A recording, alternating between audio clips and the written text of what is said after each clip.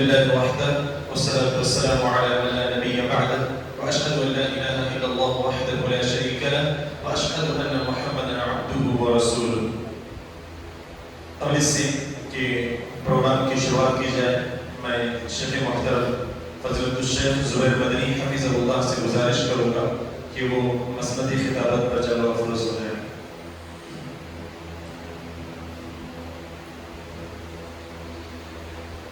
مجلس کا آغاز تلاوت کلام اللہ کے ذریعے کرنے کے لیے میں شیخ محترم کے فرزند عبداللہ عباد کو دعوت دیتا ہوں وہ آئے اور اپنی دل نشین آواز میں اس محفل کو محظوظ فرمائیں.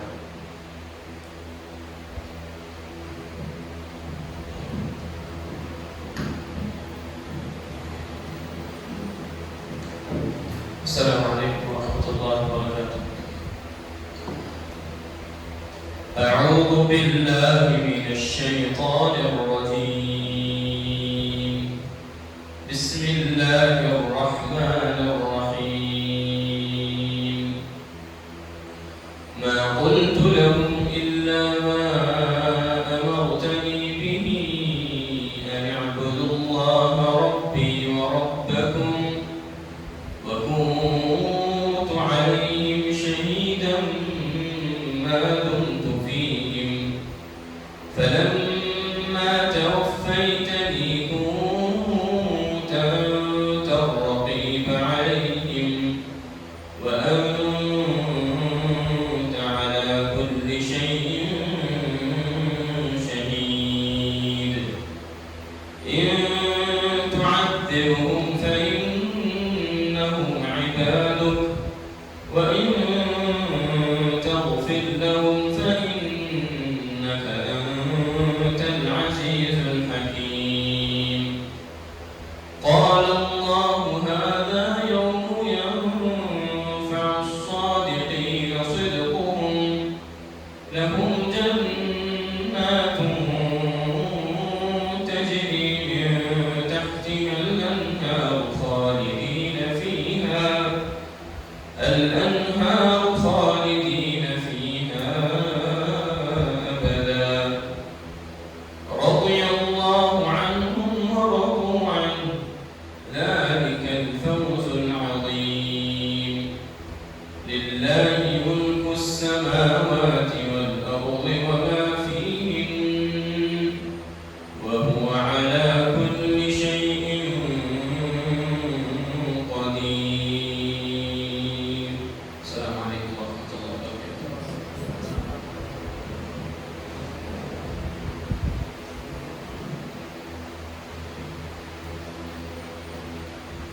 بارک اللہ فیکم. اب میں شیخ محترم سے ادباً یہ التماس کروں گا کہ اپنے چنندہ موضوع پر روشنی ڈالیں اور دین و ایمان کی باتیں ہمارے سامنے بیان فرمائیں.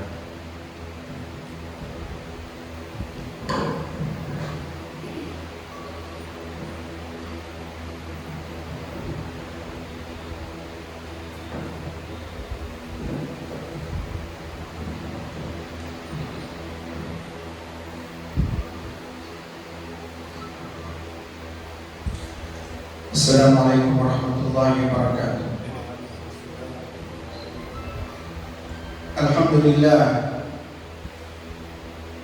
للہ نحمده ونستعینه ونستغفره ونعوذ باللہ من شرور انفسنا ومن سیئات اعمالنا.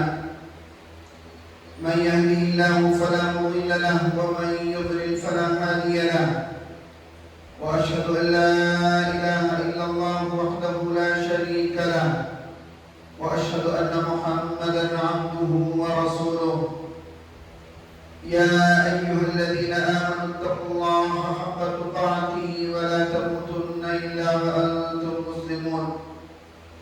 يا أيها الناس اتقوا ربكم الذي خلقكم من نفس واحدة وخلق منها زوجها وبث منهما رجالا كثيرا ونساء واتقوا الله الذي تساءلون به والأرحام إن الله كان عليكم رقيبا.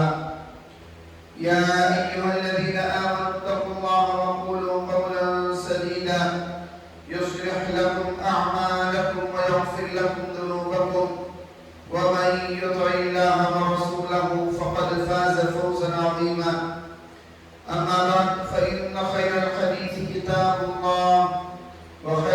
الهدي هدي محمد صلى الله عليه وسلم وشر الأمور محدثاتها وكل محدثة بدعة وكل بدعة ضلالة وكل ضلالة في النار.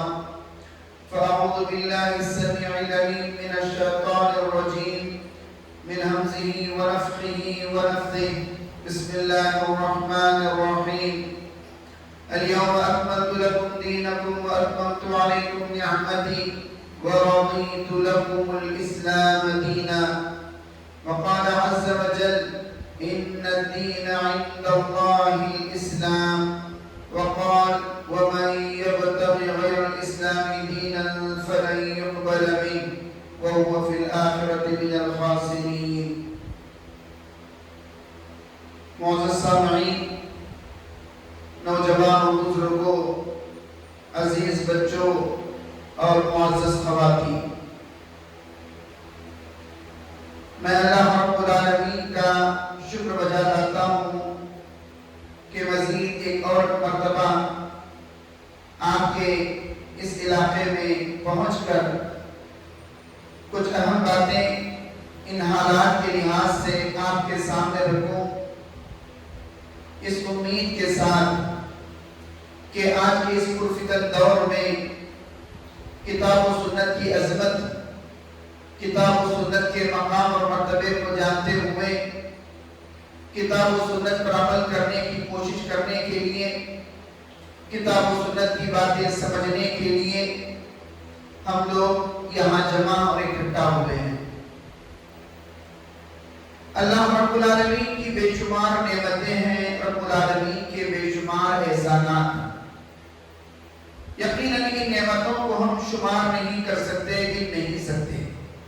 وَإِن تَعُدُّوا نِعْمَتَ اللَّهِ لَا تُحْصُوهَا۔ اتنی نعمتیں ہیں کہ ہم اللہ کی نعمتوں کو گن نہیں سکتے۔ ان نعمتوں میں ایک عظیم نعمت جو اللہ رب العالمین نے ہمیں عطا فرمائی وہ یہ کہ ہمیں کتاب و سنت کا ماننے والا ایک سچا مومن اور مسلمان بندہ بنایا۔ ویسے بے شمار انسان اس دنیا میں پائے جاتے ہیں، الگ الگ انسان الگ الگ حیثیت سے الگ الگ چیزوں کی پوجا پاٹ کرتا ہے، لیکن اللہ رب العالمین کی توفیق اور اس کے فضل و احسان سے ہم خالص ایک اللہ کی عبادت کرتے ہیں، نبی کریم صلی اللہ علیہ وسلم سے سچی محبت یقیناً ہم کرتے ہیں، اور اس ناحیے سے ہم آپ کی اتباع اور پیروی کرتے ہیں۔ کتاب و سنت کے مطابق ہمارے اسلاف جس کتاب و سنت کو سمجھا اسی طریقے سے ہم سمجھ کر عمل کرنے کی کوشش کرتے ہیں۔ ہم اللہ سے دعا کرتے ہیں کہ اللہ رب العالمین دین اسلام پر چلنے کے لیے جو بھی ہماری قد و کاوش، جو بھی ہماری کوشش ہو رہی ہے، رب کریم اس کوشش کو ہمیں قبول فرمائے۔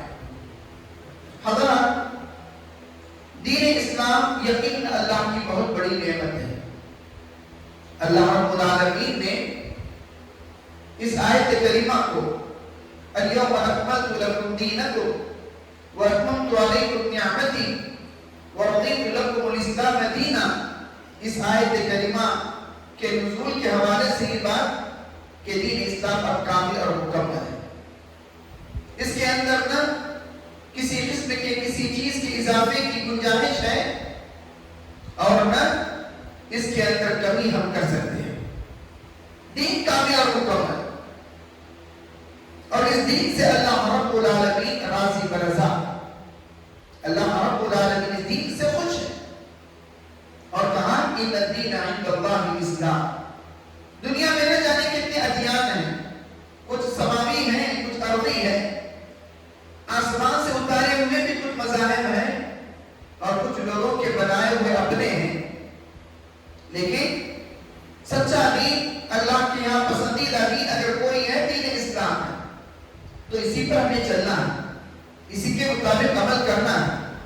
اور اگر کوئی دین اسلام سے ہٹ کر عیسائیت کے لحاظ سے، مجوسیت کے لحاظ سے، یہودیت کے لحاظ سے یا کسی اور قسم کے لحاظ سے اگر عمل کرتا ہو، کتنا ہی اچھا کیوں نہ ہو، کتنا عمدہ کیوں نہ ہو، کتنا بڑا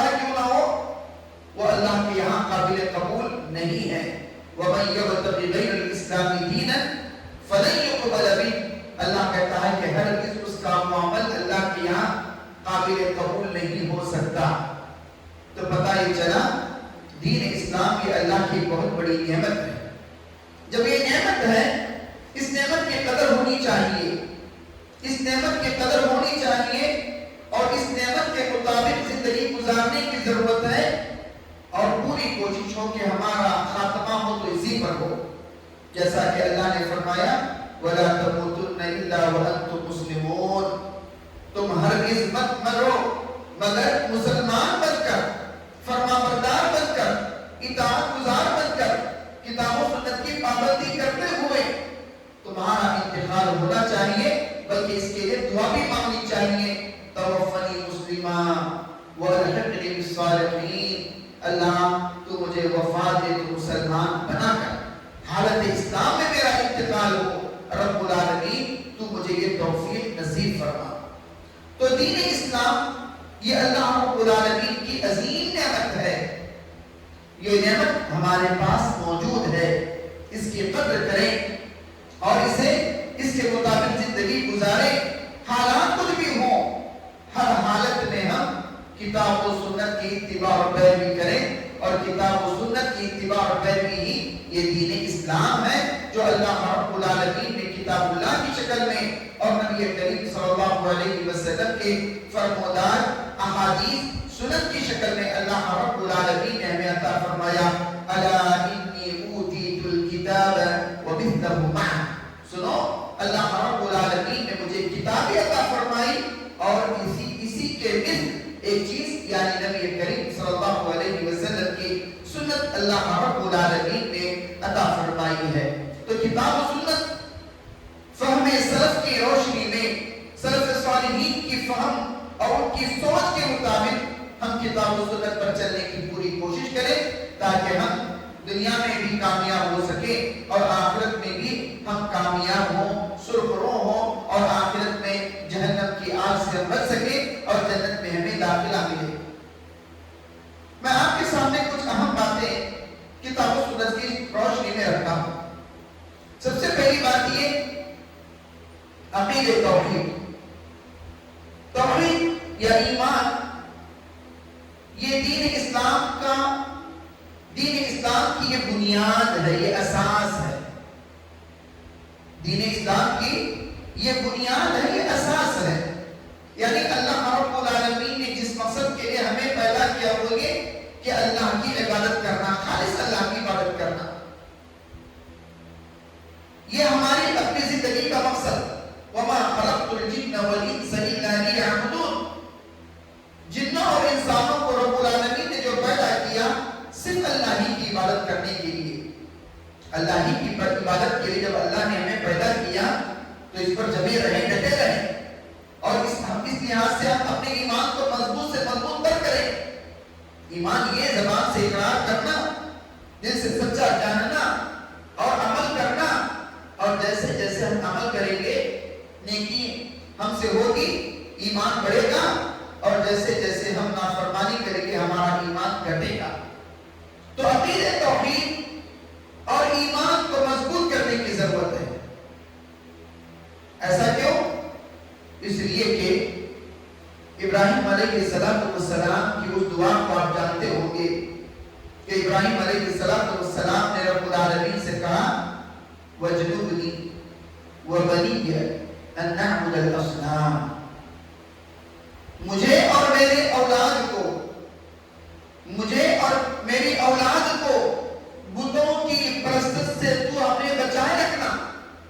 دعا کر رہے ہیں ابراہیم علیہ السلام ابو الانبیاء، یہی وہ ابراہیم جو خانہ کعبہ، اللہ ہی کی عبادت کے لیے خانہ کعبہ کو تعمیر کرتے ہوئے کہتے ہیں وَإِذْ يَرْفَعُ إِبْرَاهِيمُ الْقَوَاعِدَ مِنَ الْبَيْتِ وَإِسْمَاعِيلُ رَبَّنَا تَقَبَّلْ مِنَّا إِنَّكَ أَنْتَ السَّمِيعُ الْعَلِيمُ۔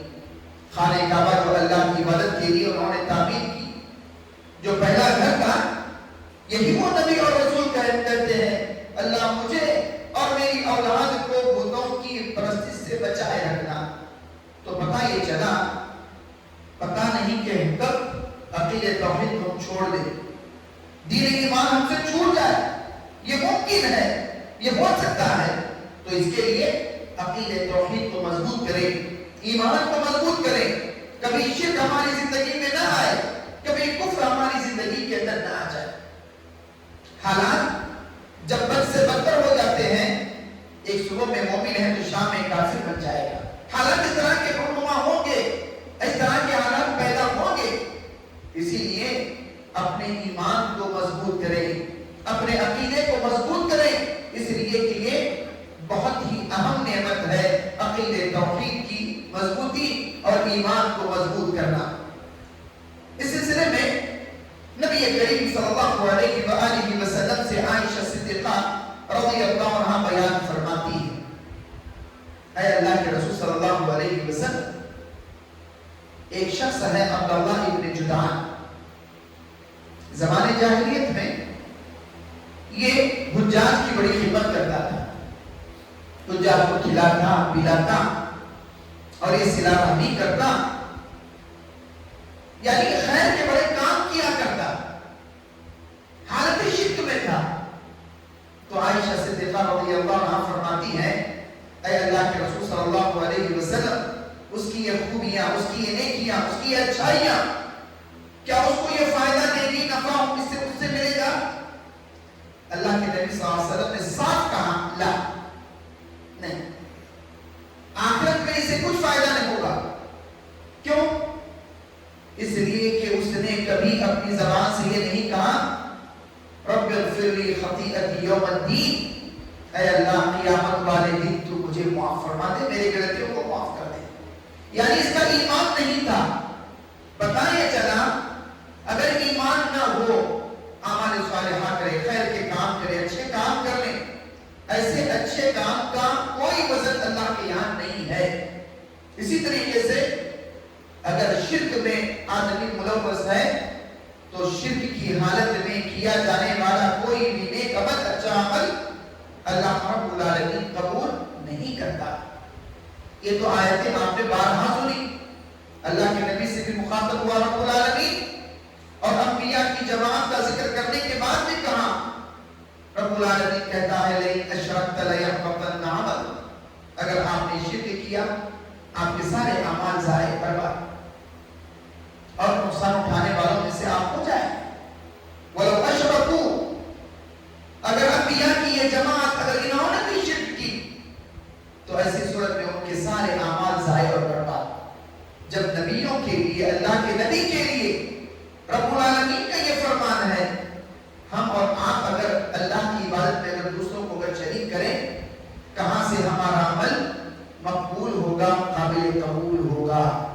اسی لیے عقیدہ توحید یہ اللہ کی بڑی نعمت، اس کی قدر ہو، اس کی حفاظت ہو، اور اس چیز کو ختم کرنے کے جو بھی ذرائع ہوں، جو بھی اسباب ہوں، ایسی تمام چیزوں سے اپنے آپ کو بچائے رکھیں، دور رکھیں۔ اس لیے کہ کفر اور شرک، اس کا نتیجہ یہ، اگر آدمی توبہ کیے بغیر اس دنیا سے چلا گیا، اس کا ٹھکانہ جہنم کی آگ ہمیشہ ہمیشہ کے لیے۔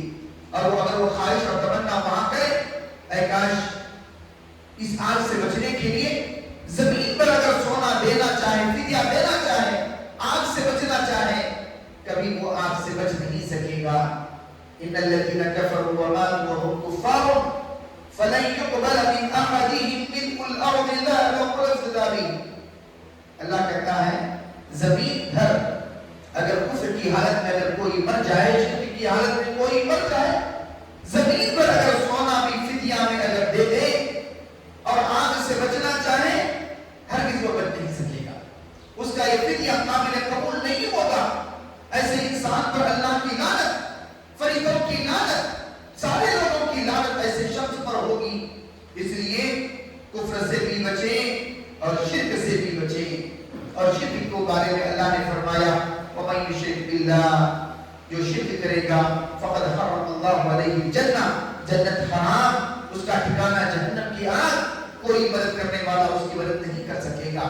تو یہ پہلی چیز عقیدہ توحید، اگر اللہ نے ہمیں یہ توفیق دی، یہ نعمت بخشی، تو اس نعمت کی قدر کریں، اس کی حفاظت کریں، اسے ضائع نہ کریں، اسے برباد نہ کریں، اور عقیدہ توحید کے منافی جتنی بھی چیزیں ہیں ایسی تمام چیزوں سے بچنے کی پوری کوشش کریں. یہ پہلی چیز. دوسری چیز اخلاص. اخلاص جو ریاکاری کا ضد ہے. اخلاص جو نفاق کے خلاف ہے کہ آدمی ظاہر ہو باطن ہو اس کا ظاہر اور باطن ایک ہونا چاہیے. ظاہر الگ باطن الگ نہیں, ایسا نہیں. اور ریاکاری کے لیے کوئی کام اس کا نہ ہو. جو بھی وہ نیک کام کرتا ہے محض اللہ کی خاطر, ریاکاری کے لیے نہیں, شہرت کے لیے نہیں, دکھلاوے کے لیے نہیں, دنیا حاصل کرنے کے لیے نہیں. اس کا جو بھی نیک عمل ہوگا وہ ریاکاری سے پاک اور صاف خالص اللہ رب العالمین کے لیے. اسی لیے اللہ رب العالمین نے ارشاد فرمایا وَمَا أُمِرُوا إِلَّا لِيَعْبُدُوا اللَّهَ مُخْلِصِينَ لَهُ الدِّينَ. اللہ کا یہ حکم ہے کہ دین کو اسی کے لیے خالص کریں. کم بھی اگر کیا جائے اس کا بڑا فائدہ ہوگا, وہ عمل اللہ کی بارگاہ میں قابل قبول ہوگا. اور اگر ریاکاری کے ذریعے سے یا ریاکاری کے لیے اگر کوئی بھی عمل اگر کیا جائے گا, یقین مان لیجیے دنیا کے اندر ہو سکتا ہے اس کے لیے کہا جائے کہ یہ فلاں اور فلاں اور فلاں تھا, لیکن آخرت میں سوائے آگ کے کوئی اور چیز ملنے والی نہیں ہے. اور اخلاص کے بارے میں شاید میں نے اس سے پہلے آپ کو بتایا تھا کہ اللہ رب العالمین نے اس کی ایک مثال قرآن کریم کے اندر بیان فرمائی کہ اخلاص کیسے ہوتا ہے. کہا رب العالمین نے وَإِنَّ لَكُمْ فِي الْأَنْعَامِ لَعِبْرَةً. رب العالمین نے ایک چوپائے بنائے, اس کے اندر بھی تمہارے لیے عبرت ہے. وَإِنَّ لَكُمْ فِي الْأَنْعَامِ لَعِبْرَةً. اس سے ہم بھرپور فائدہ اٹھاتے ہیں. اس میں سے ایک چیز یہ نُسْقِيكُمْ, ہم تمہیں پلاتے ہیں ان کے پیٹوں سے, ان کے بدن سے ہم تمہیں پلاتے ہیں. کیا؟ دودھ پلاتے ہیں. اور دودھ کیسے نکلتا ہے؟ اللہ رب العالمین نے اسے ذکر کیا من بین فرث و دم. ایک طرف گوبر, دوسری طرف خون.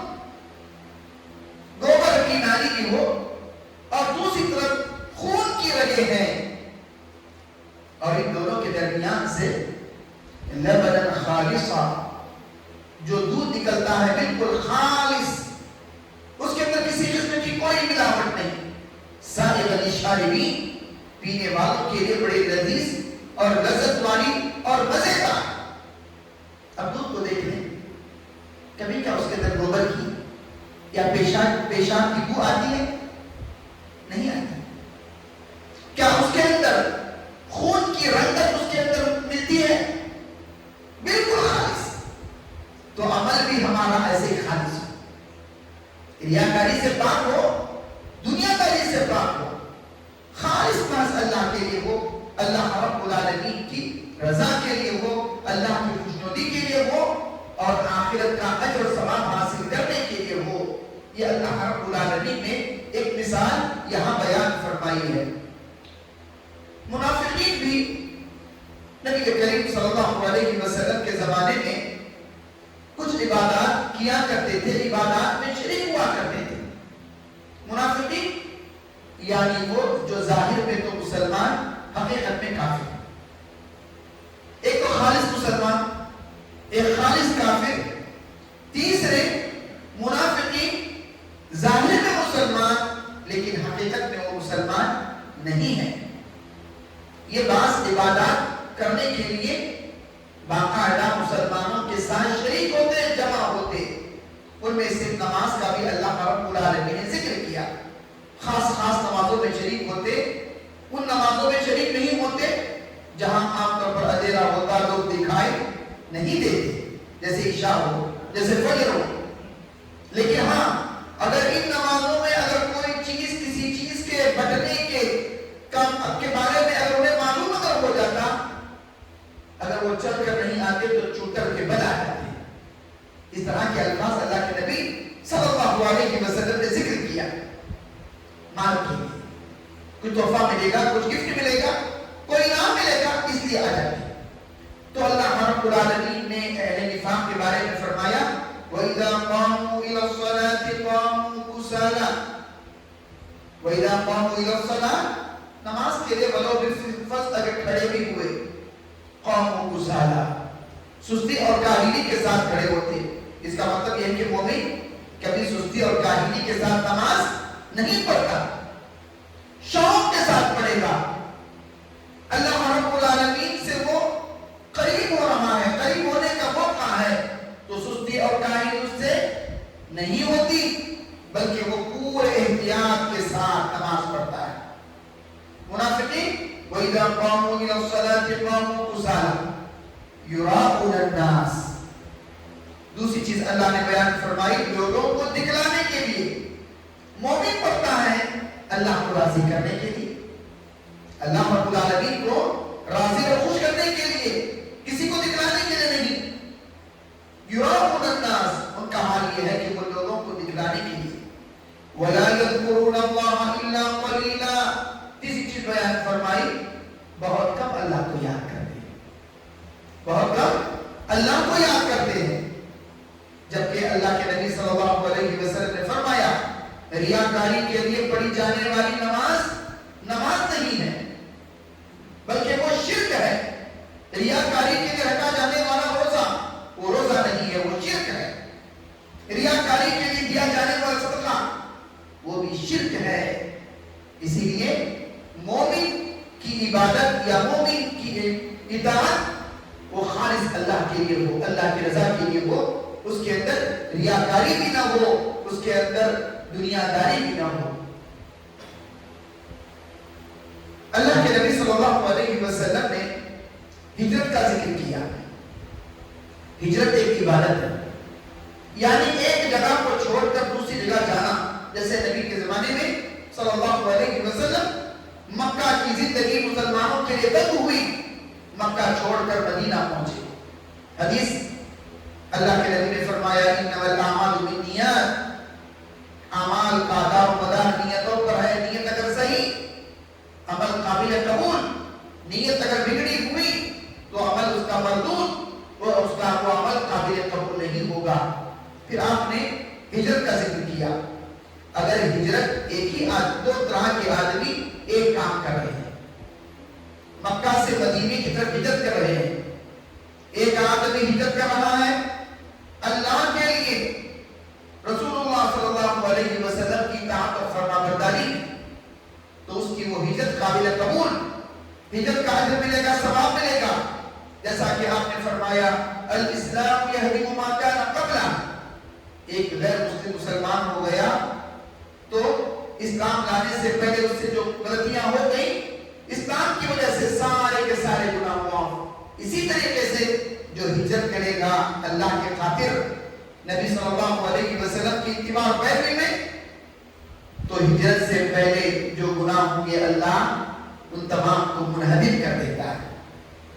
یہ فائدہ ہے، یہ اجر ہے، یہ ثواب ہے. لیکن دوسرا آدمی ہجرت کرتا ہے میں مدینہ جاؤں گا فلاں عورت سے شادی کرنے کے لیے، میں مدینہ جاؤں گا وہاں دنیا کمانے کے لیے، تجارت کے لیے، کاروبار کے لیے. نبی نے فرمایا فَهِجْرَتُهُ مَا هَاجَرَ إِلَيْهِ. اس نے جس مقصد کے لیے ہجرت کیا تو اس کو چیز مل جائے گی. یعنی جس عورت سے شادی کرنے کے خاطر مکہ چھوڑ کر مدینہ چلا گیا تو اس کو وہ چیز مل جائے گی، شادی ہو جائے گی. اگر دنیا کمانے کے لیے گیا تو ہو سکتا ہے اسے دنیا مل جائے گی لیکن ہجرت کا ثواب نہیں ملے گا. اور ایک وہ مشہور روایت جو ریاکاری کے تعلق سے ابو ہریرہ رضی اللہ عنہ نے حدیث کو بیان کرتے ہوئے ان پر غشی طاری ہو گئی، بے ہوش ہو گئے. وہ حدیث تینوں کا عمل اچھا عمل، لیکن انہوں نے جو کیا تھا وہ اللہ کے خاطر نہیں، آخرت کی کامیابی کے لیے نہیں، بلکہ دنیا ہی میں گویا وہ صلہ مانگتے تھے، صلہ چاہتے تھے. آپ علیہ السلام نے فرمایا بعض روایتوں میں یہ الفاظ کہ لوگوں میں جو سب سے پہلے فیصلہ جن کے تعلق سے کیا جائے گا وہ 3 افراد، اور بعض روایتوں میں یہ الفاظ یہ وہ 3 اشخاص جن کے ذریعے سے جہنم کی آگ بہکائی جائے گی. تینوں کا عمل بڑا جاندار، بہت اچھا. رجل استشہد، ایک آدمی جو شہید کر دیا گیا. رجل تعلم العلم وعلمه وقرأ القرآن، علم حاصل کیا، سکھلایا، قرآن کا علم حاصل کیا. ورجل صلى الله وسع عليه اموالا، اللہ نے اسے خوب نوازا اور اس نے اس مال کو خرچ کیا. ایک اپنی بہادری، اپنی طاقت، اپنی شجاعت اس نے جنگ کے اندر لگا دی، یہاں تک کہ اس نے اپنی جان دے دی. لیکن مقصد کیا تھا؟ اسی حدیث کے اندر ہے فقد قیل، کہا گیا کیا جری بہادر، بڑا بہادر تھا، طاقتور تھا، بڑا شجاع تھا. دنیا میں تمہیں یہ کہا جا چکا. اور دوسرا قاری القرآن اور قاری، اللہ رب العالمین نے علم دیا، علم سے نوازا، قرآن کا علم دیا، دین کا علم دیا، شریعت کا علم دیا. اور یہ علم کا مقصد یہ تھا کہ لوگ مجھے علامہ کہیں، عالم کہیں، قاری کہیں، مفتی کہیں، قاضی کہیں اور فلاں فلاں کہیں.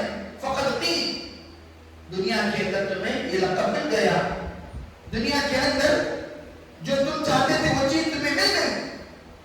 تیسرا رب العالمین نے دولت سے نوازا، فلاں اور فلاں چیزیں بنائی، مسجدیں بنائی، مدرسے بنائے، یتیموں کو، غریبوں کو، مسکینوں کو، بیواؤں کو، ضرورت مندوں کو، مریضوں کو کھلانا تھا، دینا تھا، دے دیا. مقصد کیا تھا؟ تاکہ جواد کہیں، سخی کہیں، دینے والا کہیں، وقت کا حاکم طاغی کہیں. کہاں گیا؟ فقط قیل. اس کا انجام کیا؟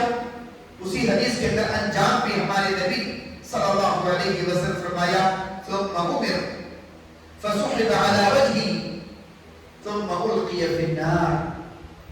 پھر فرشتوں کو حکم دیا جائے گا کہ ان لوگوں کو ان کے اپنے چہروں کے بل گھسیٹ کر آگ میں ڈال دیا جائے، یا کہ ان کے ذریعے سے جہنم کی آگ دہکائی جائے. پتہ یہ چلا جو بھی ہم عمل کریں وہ اللہ کے لیے کریں، اس کے اندر ریاکاری نہ ہو، اس کے اندر دکھلاوا نہ ہو، اس کے اندر دنیا داری نہ ہو، دنیا داری کا مقصد نہ ہو، صرف اور صرف اللہ رب العالمین کی رضا کے لیے ہو، اللہ رب العالمین کی خوشنودی کے لیے ہو. یہ دوسری چیز. پہلی چیز توحید، اس کے خلاف شرک اور کفر سے بچنا. دوسری چیز اخلاص کے ساتھ عمل کرنا، اس کے اندر ریاکاری بھی نہ ہو، نفاق بھی نہ ہو، دنیا داری بھی اس کے اندر نہ ہو. تیسری چیز اتباع، اللہ کے نبی صلی اللہ علیہ وسلم کی اتباع اور پیروی. آپ نے جو کہا وہ کریں، آپ نے جو کیا وہ کریں، اللہ ہے کہ وہ نبی کے لیے خاص نہ ہو. اللہ کے نبی نے جن چیزوں کو چھوڑنا بھی سنت. اس کا مطلب یہ ہوا بدعت نہ ہو، تقلید نہ ہو. بدعت سے بھی پاک ہونا اور تقلید سے بھی دور رہنا. نبی کی اتباع، اور نبی کی جو بھی اتباع ہوگی وہ مطلق. نبی نے کہا ختم، بات ختم. کیونکہ اللہ نے فرمایا یا ایھا الذین آمنوا اطیعوا اللہ واطیعوا الرسول، اے ایمان والو اللہ کی عبادت کرو، رسول اللہ صلی اللہ علیہ وسلم کی اطاعت کرو. قل ان کنتم تحبون اللہ فاتبعونی، اگر تم اللہ سے محبت کا دعویٰ کرتے ہو تو میری اتباع کرو، پیروی کرو. نبی نے فرمایا من اطاعنی دخل الجنہ، جس نے میری اطاعت کی اس کے لیے جنت. ومن عصانی فقد ابا، جس نے میری نافرمانی کی گویا کہ وہ جنت میں داخل ہونا نہیں چاہتا، اس نے گویا انکار کر دیا، وہ جنت میں جانا نہیں چاہتا. ہمارے اسلاف کے اقوال بھی اس کے اندر ہے کہ نبی کی اتباع اور پیروی کے تعلق سے. بعض کے اقوال یہ ہیں، کہتے ہیں جیسا کہ امام مالک رحمۃ اللہ علیہ کا قول کل یؤخذ و یرد، کل یؤخذ و یرد، ہر ایک کی بات لی جائے گی، ہر ایک کی بات کو چھوڑا جا سکتا ہے۔ یہ مسجد نبوی کے اندر درس دیتے تو یہ الفاظ کہتے، اللہ کے نبی صلی اللہ علیہ وسلم کی قبر کے قریب بیٹھ کر کہتے کل یؤخذ و یرد، ہر ایک کی بات لیں گے، ہر ایک کی بات چھوڑی جا سکتی ہے، الا صاحب هذا القبر، مگر اس قبر والے کی یعنی نبی کریم صلی اللہ علیہ وسلم کی۔ آپ کی بات لینا ہی ہے، آپ کی بات کو چھوڑا نہیں جا سکتا، آپ کی خلاف ورزی نہیں کی جا سکتی، آپ کی اتباع کرنا، آپ کی پیروی کرنا یہ ایمان کا حصہ ہے۔ بلکہ اگر نجات اگر چاہیے نبی کی اتباع اور پیروی کرے، اس لیے کہ نجات نبی خالص نبی کریم صلی اللہ علیہ وسلم کی اتباع اور پیروی میں ہے، اس لیے نبی کی اتباع کرنا، نبی کی پیروی کرنا یہ لازم اور ضروری ہے۔ نبی کی اتباع، نبی کی پیروی ہر حالت میں، چھوٹی سے چھوٹی چیز ہو یا بڑی سے بڑی چیز ہو، عبادات میں، معاملات میں، اخلاق میں، عقیدے میں، منہج میں، ہم نبی کی اتباع کریں، نبی کی پیروی کریں، نبی کی خلاف ورزی سے بچیں، اس لیے کہ جو بھی نبی کی خلاف ورزی کرے گا انجام بیان ہے۔ ہم نبی کی اتباع کیوں کریں؟ اس لیے کہ آپ اپنے من سے کوئی بات نہیں کہتے، وما ينطق عن الهوى ان هو الا وحي يوحى، کوئی بھی بات آپ سے کی جاتی، سوال کیا جاتا، اگر آپ کو معلوم ہے جواب دیتے، ورنہ انتظار کرتے، وحی کا نزول ہوتا، آپ علیہ السلام جواب دیتے، بتاتے۔ اللہ کے نبی کو رب العالمین نے رحمت للعالمین بنا کر بھیجا، ہم اس سے آپ سے محبت کریں، وما ارسلناک الا رحمت للعالمین۔ نبی کی اتباع، نبی کی اتباع اور پیروی ہی میں نجات ہے، آخرت میں سرخروئی ہے۔ اور اگر نبی کی اتباع کو چھوڑ کر اگر ہم نے اپنے آباء و اجداد کی سنی، ان کے نشان قدم پر ہم اگر چلے، یا ایک علاقے کے لحاظ سے، قبیلے اور کنبے کے لحاظ سے ہم چلے، یا مسلک کے لحاظ سے اگر چلے، یاد رکھ لیجئے نبی کی مخالفت کا جو انجام ہوگا بہت برا ہوگا، بہت ہی بدترین ہوگا۔ نبی کریم صلی اللہ علیہ وسلم کی اتباع ہر ایک کے لیے ضروری ہے، چھوٹا بڑا، عورت مرد، عالم جاہل، خوشی غمی، سفر حضر، ہر حالت میں نبی کریم صلی اللہ علیہ وسلم کی اتباع اور پیروی یہ لازم اور ضروری ہے۔ ہمارے صحابہ بھی کتنے عجیب و غریب، صحابہ کی عام طور پر دو قسمیں ہیں، ایک انصار اور دوسرا مہاجرین، اور مہاجرین بھی دو قسم کے تھے، مالدار بھی تھے، غریب بھی تھے۔ تو غریب مہاجرین نبی کریم صلی اللہ علیہ وسلم کی خدمت میں حاضر ہوئے اور آ کر کہنے لگے ذهب اهل الدثور بالاجور، اے اللہ کے نبی صلی اللہ علیہ وسلم، مالدار ثواب پر ثواب وہ لے جا رہے ہیں، خوب ثواب کما رہے ہیں اللہ کے نبی صلی اللہ علیہ وسلم۔ اللہ کے نبی نے پوچھا کہ یہ کیسے؟ دیکھیے نبی کے زمانے کے غریب صحابہ ہوں یا مالدار صحابہ ہوں، ان کے پاس دین پر چلنے کا کیسے جذبہ تھا۔ کہتے ہیں